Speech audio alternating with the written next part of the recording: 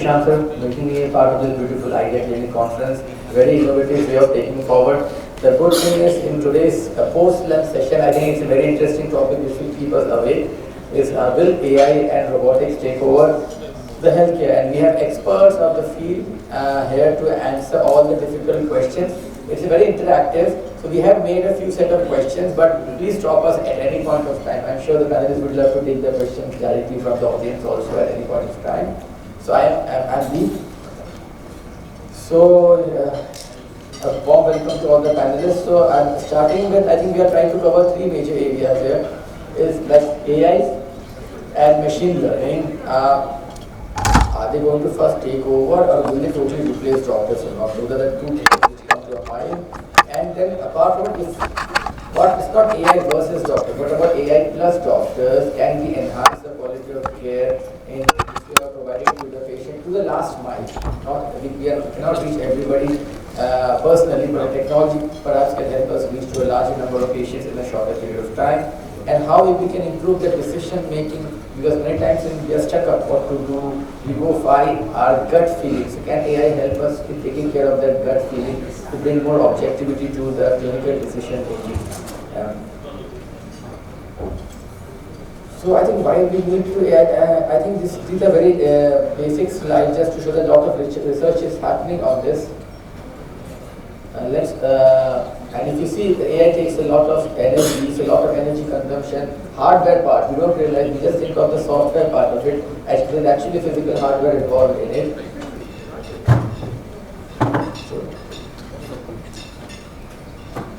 So I to put the questions instead of just going with.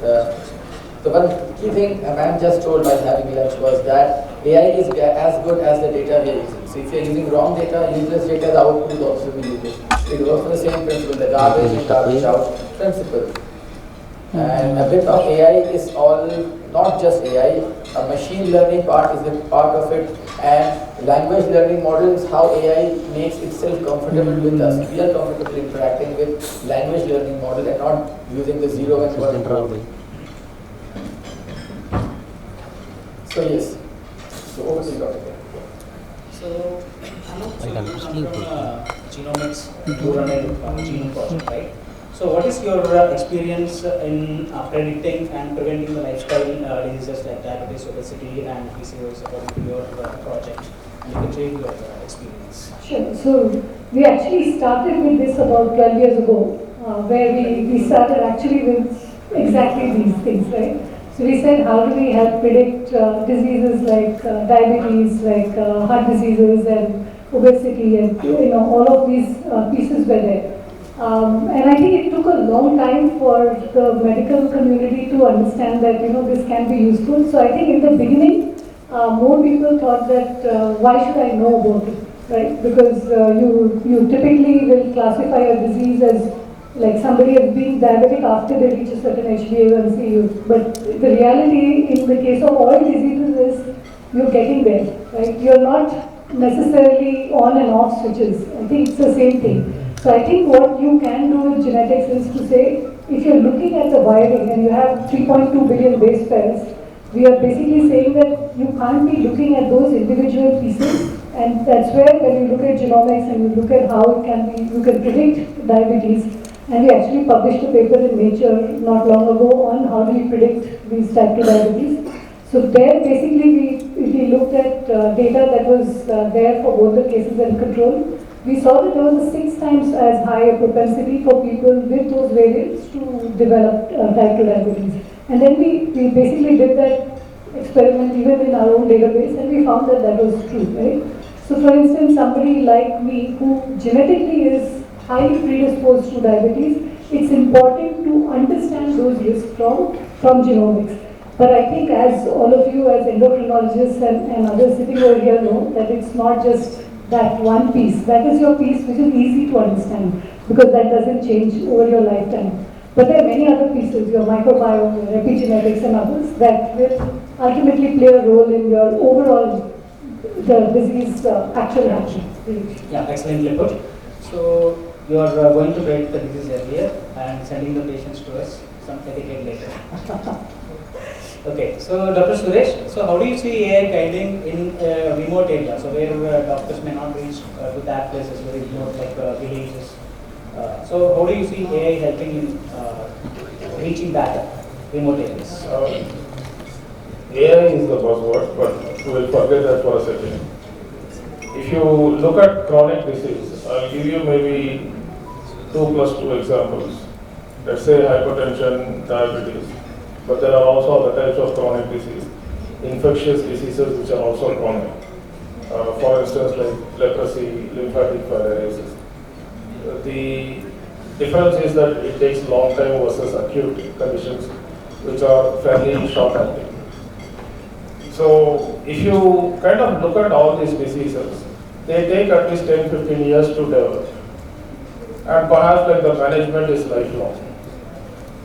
The challenge here to manage any kind of a disease is I should know what status this patient should be in. It looks like a very simple thing. But location plays a very critical part. And if the person is not in front of me, I need to so-called capture a slice of reality on the other side and then push it this way. Again, it looks very easy. But there are so many small challenges in this process. Now let's say I take an image. Okay. Now if I take a radiology image, it's standardized. Anywhere in the world I take a similar image. So that's one of the reasons why you have a lot of US FDA approvals in AI for radiology. But if I take a regular image, there are millions of variations because people take, and that's the challenge that we actually have. I'll also quickly give an example where we are doing this remote service in perhaps like a taluk in Bihar, 500,000 people, where we identified, where we screened everybody. Took around 20-30 images per person. Around 10 in the sense, like which head to toe. Head to toe. Whole body. Yeah, whole body, not even parts of it. Okay. Whole body. X-ray or photo? Photos. Photos. If you again remember third year medicine, examine the body, identify the signs and symptoms, don't bother about the diagnosis. So that's what we are trying to do. 70% of signs and symptoms can be seen. Look, listen and feel. These are the only three things. Look positive, 70%. So we are looking at the person entirely, taking image. Sounds easy. Okay. But this is where the challenges actually lie. Unless we standardize it, structure it, all the data that comes in is extremely unstructured. And this is where things become very challenging. Hypothetically, I can actually manage remotely if a person is sitting next to me or remotely because there are platforms for communication. But unless we structure the data and standardize them, operationally it becomes extremely challenging. And it all adds up to time and cost. So if I'm not able to do it at a particular time and then particular cost, then even if I'm able to do it, and if it costs 3 times more, it doesn't make much sense. So we are actually upskilling people in the field itself. And then we are providing them with service. And a lot of things are actually happening. So when you say remote care, it has to be delivered locally, supported remotely, but has to be standardized and structured. If you can do all those things, AI can be an enabling platform, but there are lots and lots of operational challenges that you actually need to address. Yeah, that's a nice point. So you have to streamline the data which you are getting from the remote areas. So that's a big task. So maybe you should have all the devices, like you cannot use multiple phones to get images. So maybe same pixel image, so that you can take and then. I'll quickly expand on that. So it's not just the phone. When I say I ask a person to take a photo of an eye, now I could take a photo from here or go very close and then you can only see half the eye. So we are actually developing AI algorithms which checks for lighting, checks for certain very high level features, checks for orientation, and then perhaps like checks if those features are actually present, and then comes the what you call another algorithm which identifies if it is normal, then not normal, types of not normality, grades of not normality. That's a lot of work. Yes. Okay. So next question I would like to ask Dr. Hemchandra. So which healthcare tasks do you think robotics can automate today? And so what should stay with the human and what should be given to the robotics?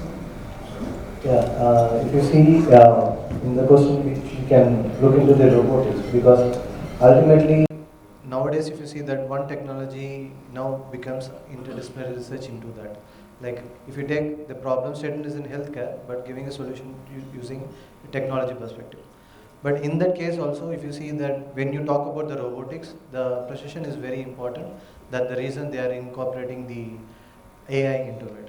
Now, recently, like for the past 3 years, we've been working on one project called neck robotics. It's kind of a robotic for, especially for the medical procedure, we can use it, especially when a patient is affected with a brain tumor or any eye infection or something happen. Then if you want to use a medical procedure for that, medical equipment has been used for it to remove the infected tissue or the infected region from it. Where when you use the medical equipment, might be there will be some infection or side effects may occur. So to avoid those things, where we use dead spiders' legs as a grippers to remove the infected tissue from them.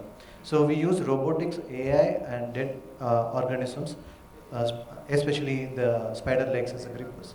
So this helps them in more precision, and then the side effects and infections will completely reduce in them. So this is what the project which we have been doing with University of St. Thomas, USA.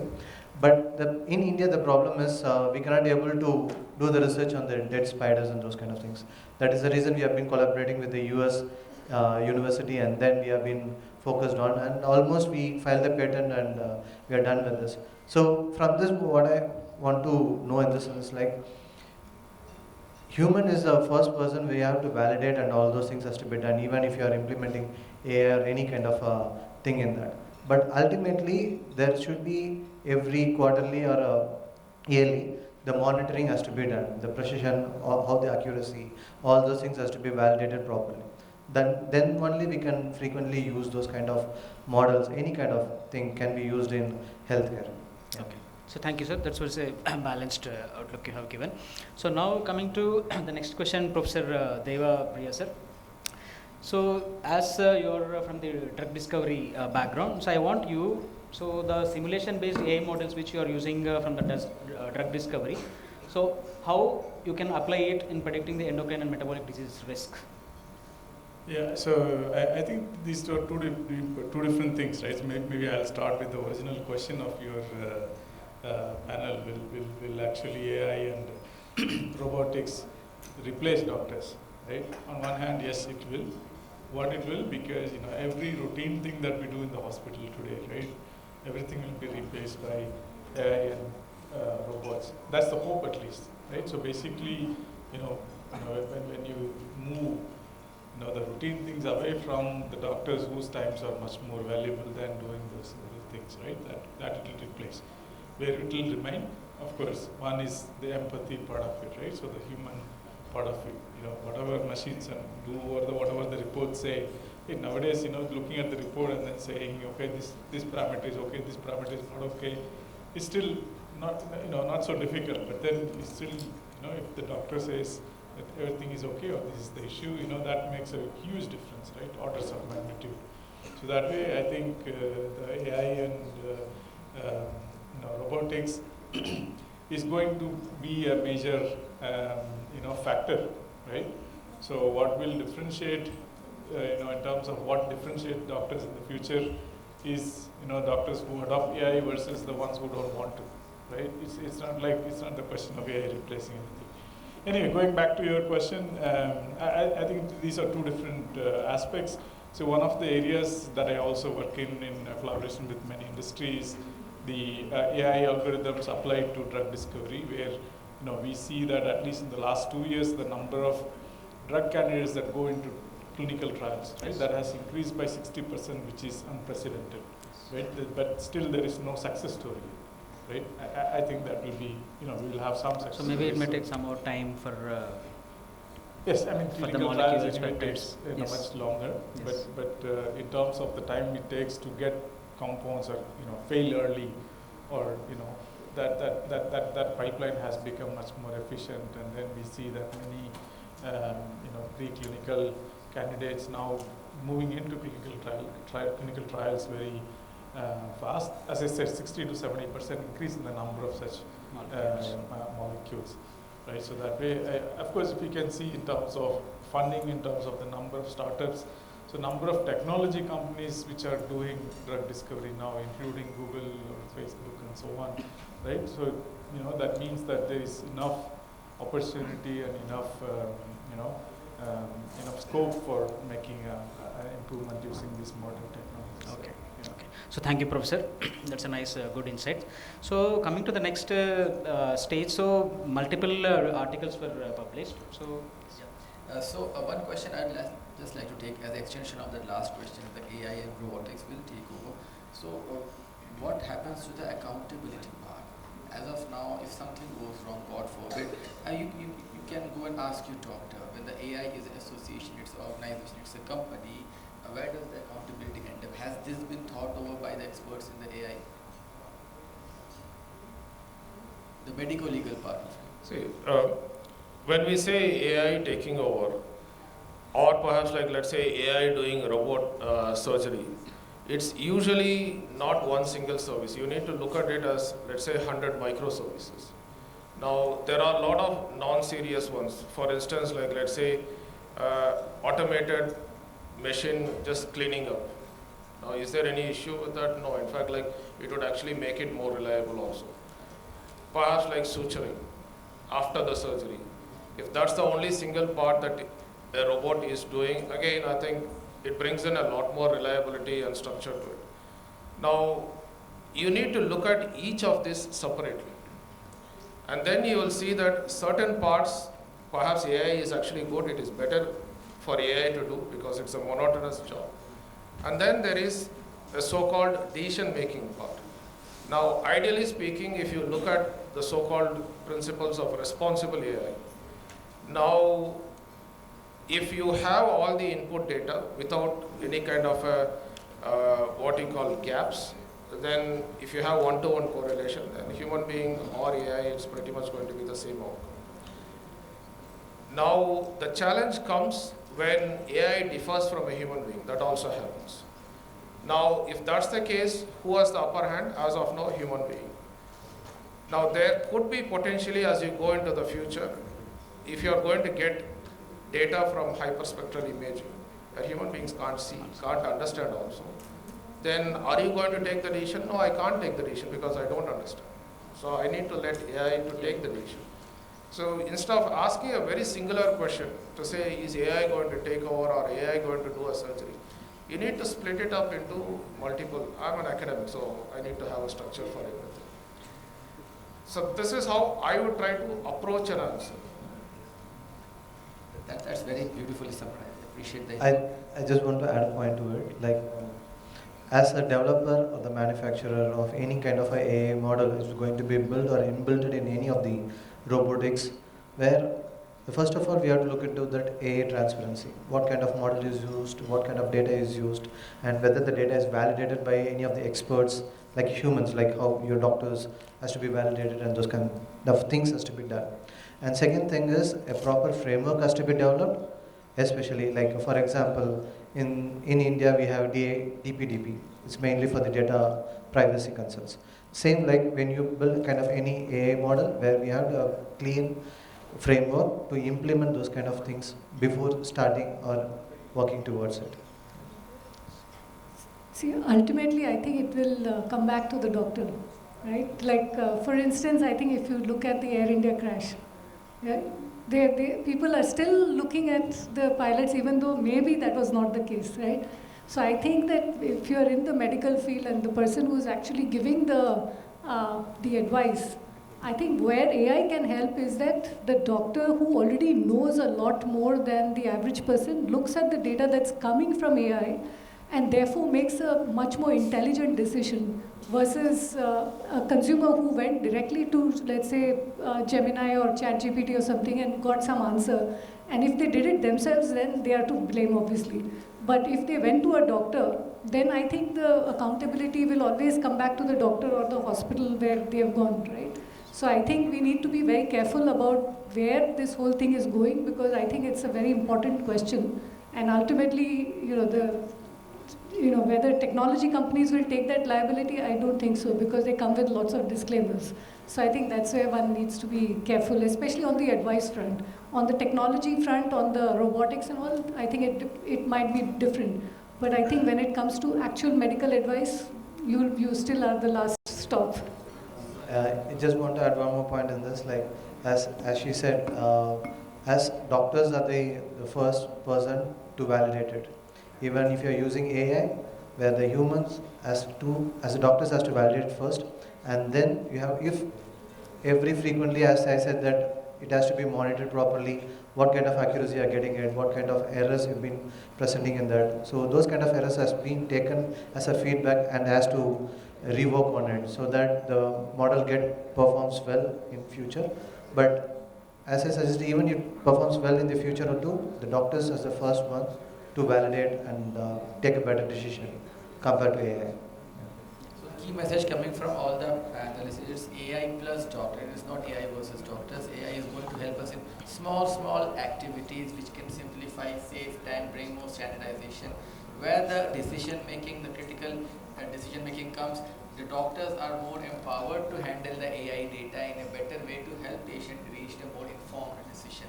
So it is doctor plus AI, that is what's happening. So I think if you look at it, Although we think robot is doing the surgery, it's not actually. Robot is essentially an extension of a surgeon who is actually performing the surgery. And in a way, the robot helps to steady the surgeon's hand. And obviously, your fingers are like a centimeter across. And if you want to have something very minute, your robot can actually change. So here, although the perception is robot doing a surgery, it's a human being doing a surgery. So we are still very far where you are actually going to be seeing a bunch of robots around you, cleaning the patient and then scrubbing and then making the incision. No, it's very far. I mean, this is where we assume things are going to happen linearly, but it doesn't actually happen that way. So the perception and reality are two different things. We are not yet there where robots are going to kind of take over and then do things. Very far away. robotic surgery is an augmented surgeon with better vision, better precision, and more sharper hands. Surgeon is fully Yes. Yeah, I remember several years ago, right? Someone said, in 5 years from now, all pathologists will be out of job, and nobody will be driving. This is several years ago, maybe a decade ago or longer. We are like, 15 years later, pathologists are still relevant and they are important, and we all drive. The same pathologist also comes. Great way to take things forward. So I think if you talk about endocrinology point of view, I think type 1 diabetes, type 2 diabetes, if you see, they are highly variable disorders. Although it may appear to us that type 1 diabetes is like very simple, you just have insulins, only 4 or 5 types of insulins. And when you look at type 2 diabetes, it has so many medicines. There are at least 30-40 different types of medications available in different doses. And of course, you use insulin also in type 2 diabetes. Of course, the clinical decision making which a clinician makes at this point of view, using the vast experience of medical school and actually seeing patients. Now, what's happening is that an AI can handle the large volume of data. Every time we are using patient entering a data, we are using a printed prescription, we are using some platform or software base, and that is going to record your patient's data. So say over a period of time, you have give patients of 10,000 patient data, and if the same software is used by thousands of doctors, that software is empowered to handle lakhs and lakhs of patient data. And they, for example, can look at it, okay, after say analyzing data of lakhs of patients of particular HbA1c, particular BMI, particular lipid parameters, particular blood pressure, and particular burden of end organ damage, what was the most predictable pattern of medications used, what were the OADs used, insulin. It sounds complex to us for a mind to handle, but for a computer it is very easy to handle.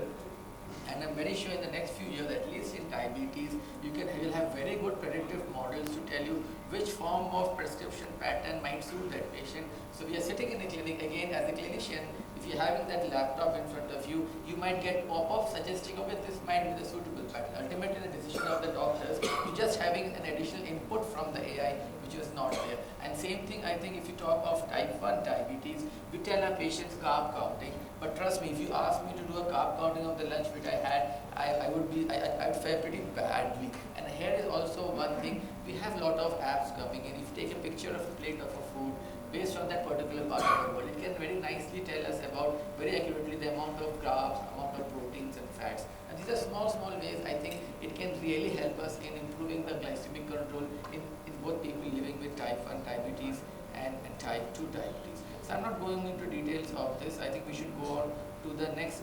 This slide just shows how, just to pictorially represent what are the calculations which the AI is doing at each step, at each point of time to select, looking at the data of hundreds and thousands of patients and said, okay, should the second line be a sulfonylurea or maybe a DPP-4 inhibitor, or should we be an SGLT2 inhibitor after metformin? And looking at the prescription patterns, AI can give us good predictive models. I'm sure we'll have it very soon in the near future. A lot of hard work is happening in this. So this is what about the type 1 diabetes I was saying. So over to you for the round questions. Thank you, sir. So that's how type 2 diabetes and type 1 diabetes multiple protocols we consultants use for the patients. So based on these things, clinical decision support systems. So now I would like to ask Professor Deva Priyal sir. So will we ever have AI system that suggests personalized treatment plans? So based on biology, behavior, their symptoms or labs. So how AI systems are going to suggest personalized treatment protocols? Yeah, that's a very, very relevant question, and possibly the fastest in terms of the AI and drugs, right? So a lot of work that is happening now is to understand the genomics and the drug response connection, especially in oncology, right? The patients do not respond the same way with respect to a given drug or combination of drugs and so on, right? So a lot of work that happens is to find out the relationship between the genomics, and maybe Anu can talk further on this, but that association, right? So once you have figured out the relationship between the genomics and basically what is personal to me and the drug responses, right? So it is, in that sense, the personal medicine becomes successful in terms of using the existing drugs, using the combinations or different combinations of existing drugs tailored to a given patient. I think, in some sense, it is happening right now, right? For example, doctors know this better. If you prescribe me some medicine, you give me a standard dose. Maybe if I'm getting admitted in a hospital, the dose is different. You calculate in a certain way, right? So now, in terms of complex diseases where the understanding is less, in terms of the dose is not calculated just based on the age, metabolism, and weight, right? Maybe there are other personal factors, right? The AI is capable of doing this pattern recognition once you have this large amount of data, including multi-omics data, including all the other the vitals of hospital data, and then based on that you could actually not only modulate or tailor the dose, but also in terms of the combination of medicines, right? So Yeah. that's a very important area. Thank you, sir. So that's how AI system will analyze a large amount of data you got from genomics, metabolomics, and microbiome. So all these things can be analyzed, and personalized plans can be drawn from those things. Yes. So next, I would like to ask Dr. Suresh, sir. So can AI assistants become common in primary health centers? Well, because you work in the remote areas, right? So AI agents in the primary health centers. So how are they going to act? Or support in the clinical decision support I'll systems? change the question a little bit. I'll possibly even push from PHCs, why don't we go to home itself? Oh, nice. Because these are all arbitrary boundlines that we actually draw. Once upon a time, your ultrasound machine was like the size of the big whatever it is, and you have to go to your facility. Now, if you have a handheld device, you could do it in a PHC or perhaps at home. So these are arbitrary divisions. The challenge here always is how much do I understand the patient? How long it takes for me to understand the patient? So if I compress time, I can do a lot of services. If I diagnose XYZ disease in half an hour, then it takes perhaps another half an hour to understand, and then another half an hour. But if I can screen XYZ disease, 10 of them in 5 minutes, then pretty much I could start treatment. Yes.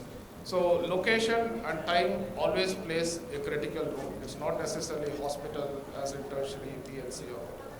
So going back to the project that I was actually talking about, when we started head-to-toe screening, we took about 2 to 3 hours. Usually that's how much it takes. When we moved to imaging, it took around 20 to 30 minutes. Now we are trying to, again there are a lot of issues with regard to it, we are trying to address those issues. And trying to reduce the time to around 3 to 5 minutes. Now, if you are able to screen a person head to toe, and then perhaps like build some AI algorithms which can at least weed out all the normals, forget about identifying disease, all the absolute normals, and say, okay, these are the only areas you need to focus on.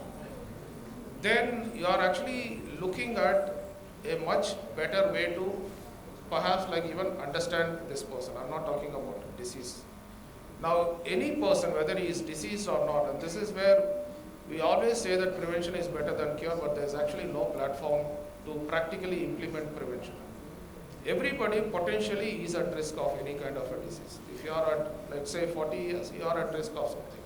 If you are 15 years, you are at risk of something. If you are 4 years, you are at risk of something. And we all know what are the top 10 conditions.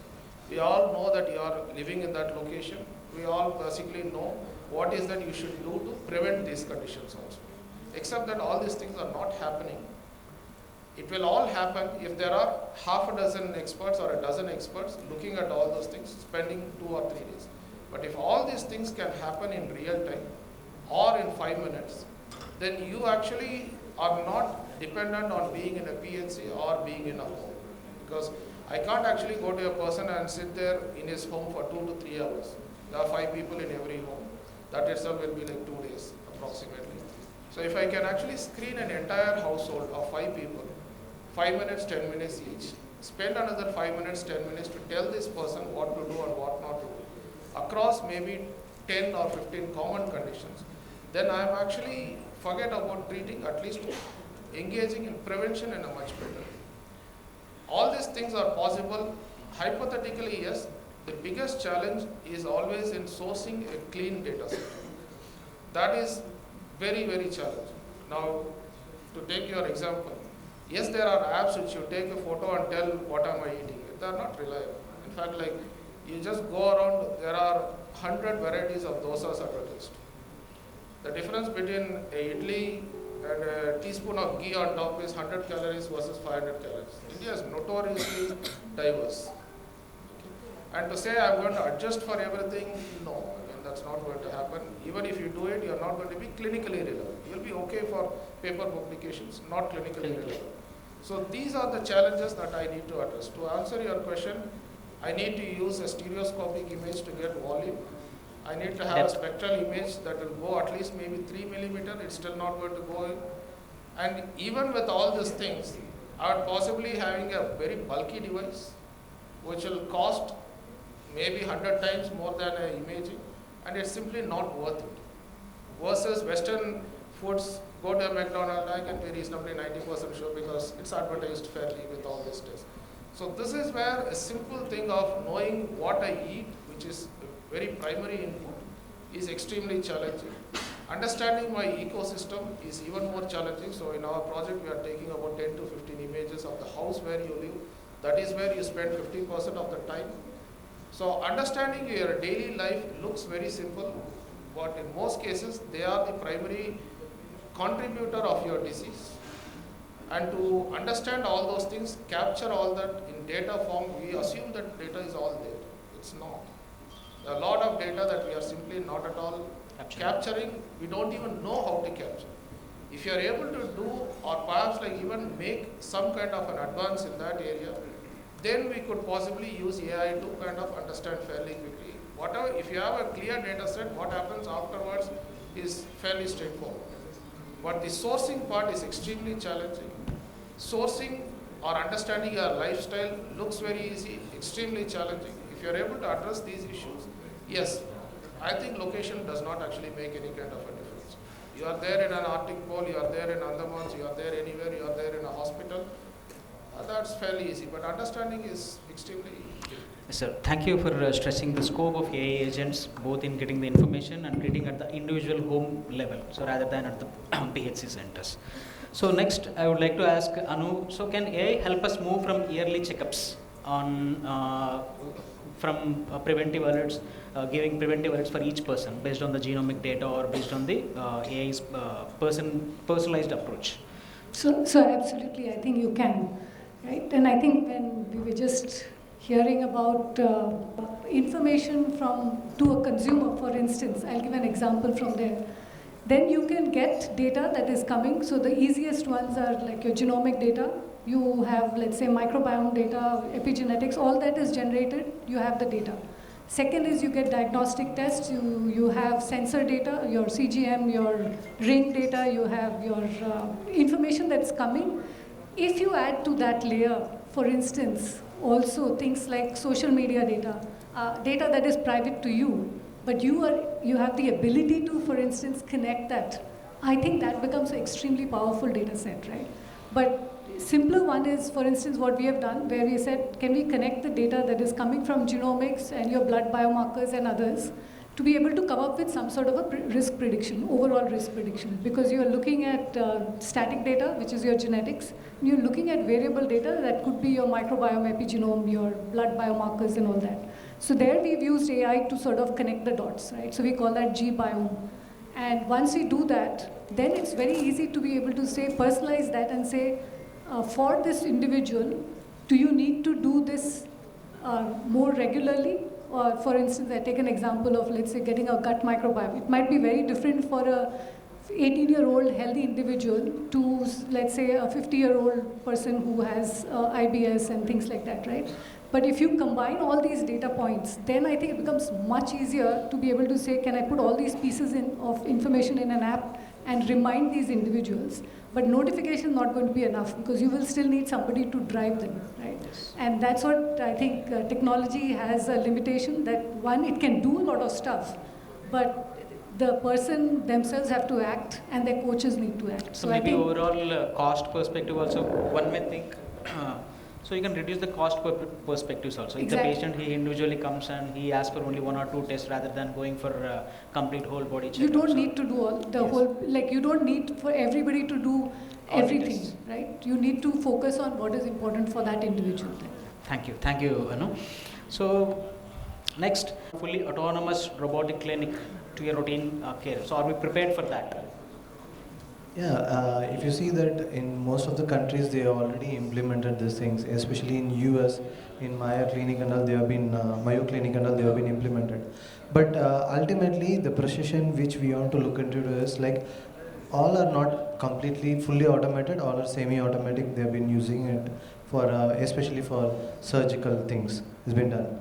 So in that perspective, like as I said earlier, where frequently monitoring and precision and the accuracy of their robot has to be measured properly. If it is like a manual work, like kind of how I can say that, based on the user input, how it's going to work. If the data is going to be in automated, then we have to every quarterly we have to monitor and we have to measure the accuracy and all those things. If the data is like as it is, we know that this is what the data going to come inside the model and the accuracy is going to be in this way, then no need to think much on this. So these are the things which we have to look into it frequently. We have to validate it and the humans has to first to validate and all those things. Yeah, thank you, doctor, for your nice inputs. So that's how we have come to end of the panel discussion. So thank you everyone for participating in this good discussion. The primary health centers are not well equipped. Even if you provide AI with the clinic or to the doctor, the patient coming to the primary health centers are common cold, URTI, mild traumas. Doctors are not trained. How many doctors are attending CMEs to update their knowledge? Yes, AI is useful to those doctors who are updating their knowledge and those who are working at district headquarters and the places like in metros, big cities.